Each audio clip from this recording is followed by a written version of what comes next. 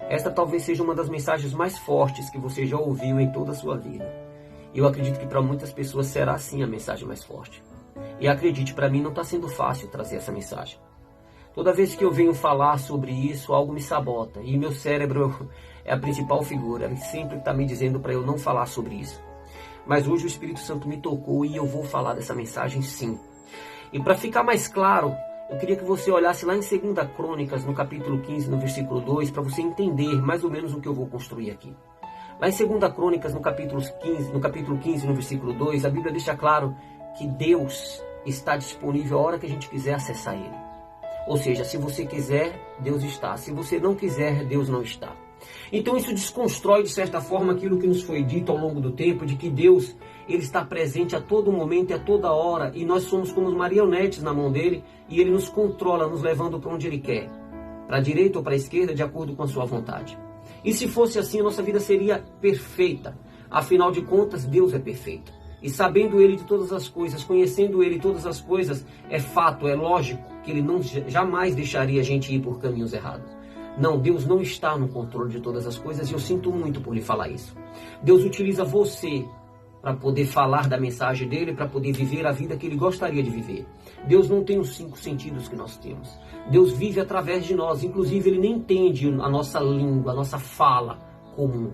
Porque afinal de contas, Deus não é um Deus do português, um Deus do inglês, um Deus do aramaico, um Deus do hebraico. Deus é um Deus de sentimento, é um Deus de poder. E não desligue antes de você entender o que eu vou te falar aqui. Deus está dentro de você, como Jesus Cristo sempre deixou bem claro. Como o apóstolo Paulo também deixou bem claro. O nosso corpo é o templo do Espírito Santo. E essa centelha que há em nós é o que ele utiliza para poder falar da verdade que ele vem querendo falar ao longo do tempo. Eu vou pegar algumas figuras da história aqui para poder ilustrar a ação de Deus em nossas vidas. Figuras recentes como Rosa Parks, ela jamais, acredito eu, que jamais ela teria noção de que a sua atitude de não ceder um lugar para um homem branco ao entrar no ônibus em 1955 seria uma atitude que seria um divisor de água na história da humanidade. Seria uma atitude que faria com que os negros passassem a ter um direito que sempre lhe foi dado, mas que o racismo e o preconceito lhe tirou.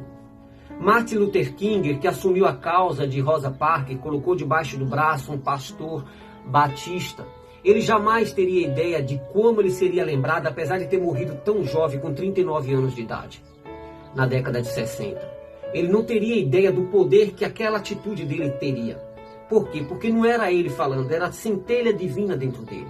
Era o Deus que estava ativo dentro dele. E ele acessou esse Deus e falou, agora eu vou fazer. Assim como Rosa Parks, quando ela se recusou, talvez ela tivesse inflamada por qualquer coisa na vida dela, naquele momento. Mas aquela atitude que deixaria ela mais para baixo ainda, ela levantou a cabeça e falou assim, se você pode, eu também posso, então eu vou fazer. E essa é a mensagem que ao longo do tempo as pessoas vêm querendo esconder de você. Que os líderes religiosos e políticos vêm fazendo, muitos agora na era atual, até inocentemente. Por quê? Porque quem precisava fazer de forma proposital já fez lá atrás. Já tomou essa atitude, já controlou a vida do ser humano, fazendo com que ele esquecesse que Deus está dentro dele. Porque foi essa mensagem que foi sido pregada ao longo do tempo, mesmo antes de Jesus Cristo. Em 470, Sócrates nasceu. Sócrates era um homem simples. Sócrates sequer vivia dentro das muralhas de Atenas. O seu pai era artesão, a sua mãe era parteira. Sócrates era inclusive analfabeto e foi considerado um dos homens mais sábios de Atenas de toda a história. E nós só sabemos de Sócrates por intermédio de Platão. Este sim, era um homem letrado, um homem bem-sucedido de família próspera. E se não fosse por Platão, a gente jamais teria ficado sabendo de Sócrates. Se não fosse a ousadia de Platão. Se não fosse a coragem de Platão, inclusive de afrontar aquele meio social que ele vivia para poder pregar de um homem simples como era Sócrates. E Sócrates dizia o quê? Sócrates dizia que nós somos aquilo que acreditamos que somos. E que todo o poder, se a gente olhar para dentro de nós, existe lá dentro. O que Sócrates estava dizendo em outras palavras? Sócrates estava dizendo exatamente que Deus está dentro de nós. Deus se calou para a humanidade desde o livro de Malaquias até o livro de Mateus.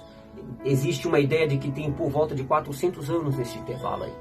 E ele falou através de homens que a nossa ignorância religiosa não nos deixa olhar para a história e ver esses homens como utilizados por Deus. Que foi Sócrates, que foi Platão, que foi o próprio Buda. Foi Aristóteles.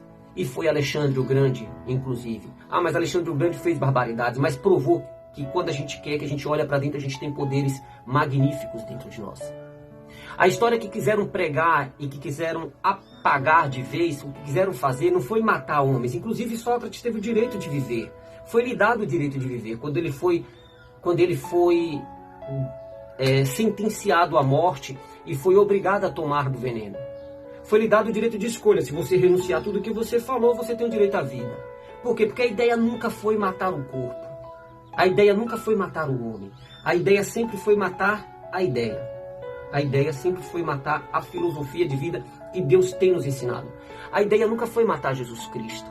Eles nunca quiseram matar Cristo, o homem. Eles quiseram matar a ideia que Cristo trazia. Então, se a gente pega esses homens ao longo dessa jornada, a gente vê que pessoas vieram trazendo mensagens e elas foram interrompidas, a vida delas foram interrompidas para que a mensagem fosse morta. Mas essa mensagem jamais será morta. No atual momento, Deus tem levantado alguns jovens, homens, pregadores, mulheres, para que tragam essa mensagem verdadeira, para mostrar para você que Deus está dentro de você. Algum tempo atrás, em 1400 e pouco, John Hus já falava dessa mensagem. E ele anunciou a vida de Martinho Lutero. Ele falava, quando ele foi condenado à morte, foi queimado em praça pública.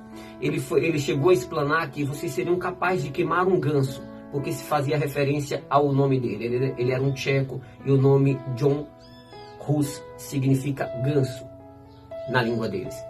Então ele explanou em praça pública: vocês serão capazes de assar um ganso, mas não poderão queimar um cisne que tem por vir. E esse cisne ele estava se referindo a Martinho Lutero, que sequer tinha nascido ainda. E Martinho Lutero veio e causou toda a reforma protestante que a gente teve. Agora, é claro que aquela reforma protestante que foi feita por Martinho Lutero serviu para aquela época. O ser humano evoluiu em mente. E essa evolução já tem a mente do ser humano já é capaz de receber a mensagem que outrora era pregada. Se você parar para prestar atenção, o ser humano sempre foi perseguido quando ele sabia os direitos e os poderes que ele tinha. A perseguição religiosa acabou. Por que a perseguição religiosa acabou? Por que a perseguição ao cristianismo acabou? Porque também acabaram aquelas pessoas que sabiam dessa verdade e que viviam essa verdade. E quando a gente fala de Jesus Cristo como homem, porque foi homem que ele foi na terra, a gente desvincula a ideia de Jesus Cristo, Deus, e fala única e exclusivamente como homem. Foi isso também que ele veio fazer. Ele veio dar continuidade. Aí vai ter muito líder religioso e muito religioso aqui agora, dizendo que eu estou sendo herege ao comparar Jesus Cristo com outros homens. Não estou sendo herege. A própria Bíblia fala que se você quiser ter consideração qualquer, e se você quiser pregar o Evangelho verdadeiro, você tem que confessar que Cristo era homem. Eu deixei a Bíblia aqui aberta no livro de 1 João, no capítulo 4, no versículo 2, do versículo 2 ao versículo 4. A Bíblia fala o seguinte: nisto conhecereis o Espírito de Deus. Todo o Espírito que confessa que Jesus Cristo veio em carne é de Deus. Todo o Espírito que confessa que Jesus Cristo veio em carne é de Deus. E todo o Espírito que não confessa que Jesus Cristo veio em carne não é de Deus. Mas este é o Espírito do Anticristo, do qual já ouvistes que há de vir, e já agora está no mundo. Versículo 4. Vós sois de Deus, filhinhos, e já os tendes vencido, porque maior é aquele que está em vós do que aquele que está no mundo.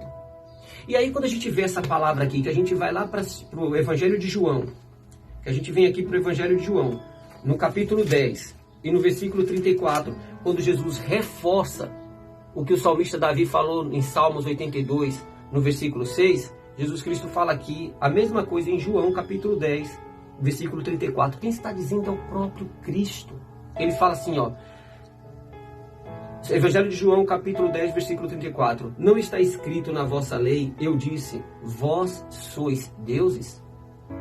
Muitos cristãos, quando leem isso aqui, ficam na dúvida se realmente, pelo fato da Bíblia confessar que nós somos Deus, que nós temos essa centelha divina dentro de nós, se anula a ideia de um Deus todo-poderoso superior. Isso é uma ignorância tremenda. Não anula. Deus todo-poderoso, superior, o Deus maior, ele existe, está em tudo e é tudo e vive tudo. Por quê? Porque esse Deus é a vida. Esse Deus é a consciência maior. E qual é a centelha que há dentro de nós? A centelha de Deus que há dentro de você e que há dentro de mim chama-se consciência. Essa é a centelha. Quando a gente toma consciência de determinada coisa, a gente não comete aquele erro. É só isso que importa. Então, quando a gente estiver orando, por que muitas orações eram feitas antes da vinda de Cristo? A gente percebe como Daniel, que orava da janela, eles oravam a todo momento e a todo instante. Porque essa conexão direta com Deus é o que nos fortalece. E o que tem tentado apagar ao longo do tempo é isso. Se você não tiver um tempo para você ir numa igreja, ou para você ir em qualquer coisa que seja, no templo religioso, onde quer que seja, para você se conectar com Deus, você não está conectado com Deus. Muito pelo contrário. Uma meditação verdadeira em gratidão, essa é a verdadeira conexão com Deus. É quando você olha para dentro de você mesmo e você se conecta com a centelha que há dentro de você, bem próximo. Aí sim você está se conectando com o Todo-Poderoso. Essa ideia de que existe um Deus barbudinho sentado em um trono foi uma ideia tão mística inventada que acabou por distanciar o ser humano de Deus. Não aceite isso como verdade. Aceite que Deus está em você. E eu sei que esses jovens que estão sendo levantados agora para poder falar dessa verdade que nunca deveria ter sido apagada, você pode ter certeza que eles sofrerão perseguições. Porque terão várias pessoas, muita gente no mundo, recebendo uma verdade que ela nunca teria direito a certas coisas se ela não soubesse disso. E o que todo poder político e religioso quer que você jamais saiba disso, que você jamais seja independente. Creia, Jesus Cristo está em você, Deus está em você, Deus está em tudo. E estando em tudo, Ele está no emaranhado só, o universo de possibilidades. É você quem aciona, é você quem determina aquilo que você vai querer. Jesus Cristo fala lá em Mateus que se os teus olhos forem bons, todo o teu corpo será bom. Então coloque os olhos naquilo que é bom, naquilo que é puro, como diz o apóstolo Paulo, lá em Filipenses. Ele fala, tudo que é puro, tudo que é bom, tudo que é maravilhoso, se tem alguma coisa para botar a tua atenção, que seja nisso. Não vamos perder esse direito que nos foi dado. Eu sei que para muitos isso aqui vai ser uma verdade que talvez seja muito dura, e para outros seja reveladora e para outros libertadora. Depende da maneira que você esteja. Isso pode ser remédio, isso pode ser um conselho, como isso pode ser, de certa forma, até uma afronta para você. Mas quem vai dizer como será para você é o que tem dentro de você. Quem vai dizer como será para você é o que tem dentro de você. Porque tudo fala muito mais sobre você do que sobre mim. E o que eu penso dos outros fala muito mais sobre mim do que dos outros. Então o que eu quero que você entenda é única e exclusivamente de que Deus nunca esteve ausente. Ele sempre esteve dentro de você. E a palavra de Deus sempre falou isso. E o que acontece é que a nossa crendice e os nossos paradigmas religiosos nos bloquearam para isso. Mas a partir de hoje, essa mensagem ela será pregada o tempo todo. Pelo menos por mim. Ela vai ser pregada o tempo todo. E se você se sentir grato por isso, eu quero lhe pedir para você compartilhar com outras pessoas. Porque afinal de contas ela não pode parar aqui, seria muito egoísmo nosso. A gente tem que compartilhar, porque talvez ela liberte outras pessoas de uma mentira que lhe contaram a vida todinha, de que ela está ausente de Deus.